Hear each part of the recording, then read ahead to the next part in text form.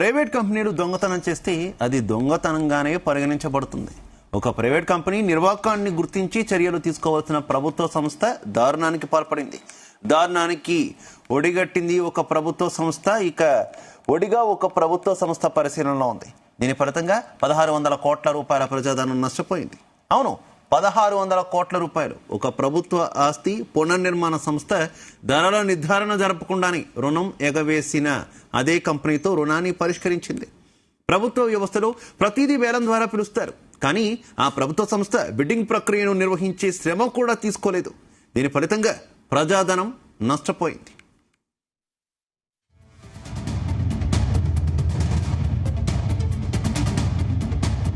Bank రుణాలు కోట్లకు కోట్లు తీసుకుని వాటిని తిరిగి చెల్లించని ఆటలో మరో కంపెనీ కథ వెలుగులోకి వచ్చింది.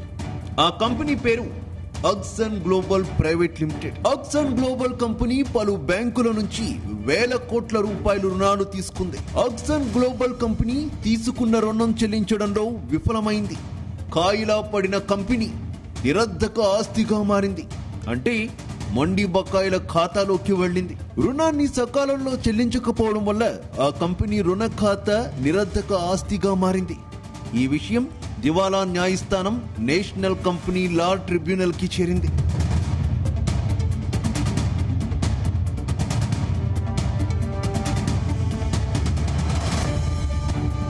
అక్సన్ గ్లోబల్ కంపెనీ దీనిపై అప్పీల్ చేసింది. కానీ అప్పీలేట్ ట్రిబ్యునల్ అయిన NCLAT బ్యాంకు రుణాన్ని చెల్లించకపోవడాన్ని తీవ్రమైనదిగా పరిగణించింది. దాంతో ఈ విషయం దశల వారీగా సుప్రీంకోర్టుకు చేరింది. అక్కడ దేశ అత్యున్నత న్యాయస్థానం కూడా NCLAT ఉత్తర్వుల్లో జోక్యం చేసుకోవడానికి నిరాకరించింది.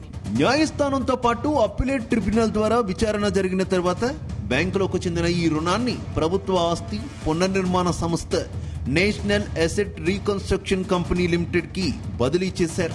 NARCL అనేది ప్రాథమికంగా ఒత్తిడికి గురైన రుణాల వసూలు కోసం ఉద్దేశించిన ఒక వేదిక. ఇక్కడ పేరుకుపోయిన బ్యాంకు రుణాల కోసం పరిష్కార ప్రణాళికలు రూపొందించబడతాయి.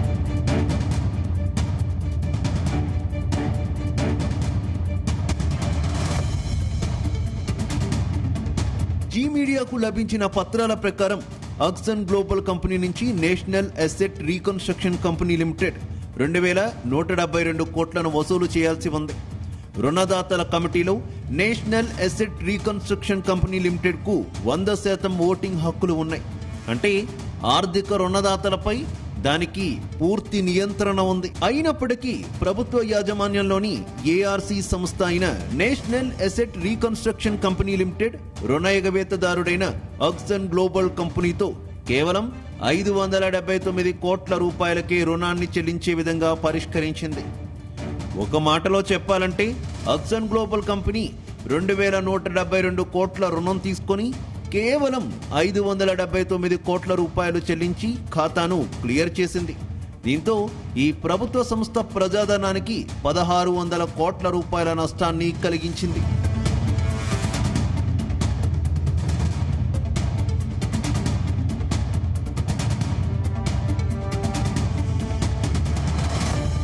ప్రజాధనానికి నష్టం కలిగించే విధంగా national asset reconstruction company limited నిబంధనలను ఉల్లంఘించిందనే ప్రశ్నలు ఇప్పుడు తలెత్తుతున్నాయి. ఎందుకంటే రుణ పరిష్కారం కోసం NARCL ఎలాంటి ధర నిర్ధారణ చేయలేదా? 2172 కోట్ల రుణం, 579 కోట్ల రూపాయల పరిష్కారం. ఒకవేళ NARCL ప్రైవేట్ డిస్కవరీని అంటే రుణ పరిష్కారం కోసం బిడ్డింగ్ ను నిర్వహించి ఉంటే ఏదైనా ఒక బిడ్డర్ 579 కోట్ల రూపాయలకు బదులుగా 1000 కోట్లు లేదా 1500 కోట్లు ఆఫర్ చేసి ఉండేవారు. కానీ ఆ ప్రభుత్వ సంస్థ బిడ్ వేయడానికి ఎవరికీ అవకాశం ఇవ్వలేదు. ఇప్పుడు ఒక ప్రశ్న తలెత్తుతుంది.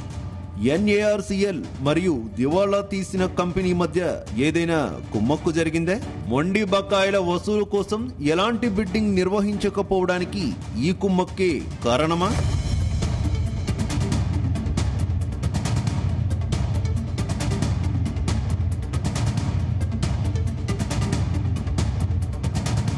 జీ మీడియా పత్రాలపై జరిపిన దర్యాప్తులో సోనీపత్లోని ఒక ప్రధాన ప్రదేశంలో ఆక్సన్ గ్లోబల్ కు సుమారు 30 ఎకరాల భూమి ఉందని, అలాగే దానికి దాదాపు 300 కోట్ల రూపాయల బీమా క్లెయిమ్ కూడా ఉందని వెల్లడైంది. ఈ అంశాలు బిడ్డింగ్ విలువను మరింత పెంచి బిడ్ను 579 కోట్ల రూపాయల కంటే చాలా ఎక్కువగా కనిపించేలా చేసి ఉంటాయి.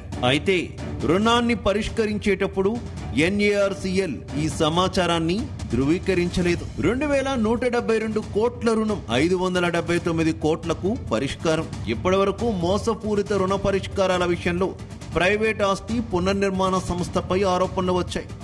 అందువల్ల సుమారు 3 ఏళ్ల క్రితం ప్రభుత్వ యాజమాన్యంలోని NARCL సంస్థను ఏర్పాటు చేశారు. ఈసారి ప్రభుత్వ ఆస్తి పునర్నిర్మాణ సంస్థే పరిశీలనలో ఉంది. NARCL రుణ పరిష్కారాలకు సంబంధించి మేము త్వరలో మరో విషయాన్ని వెల్లడిస్తాం.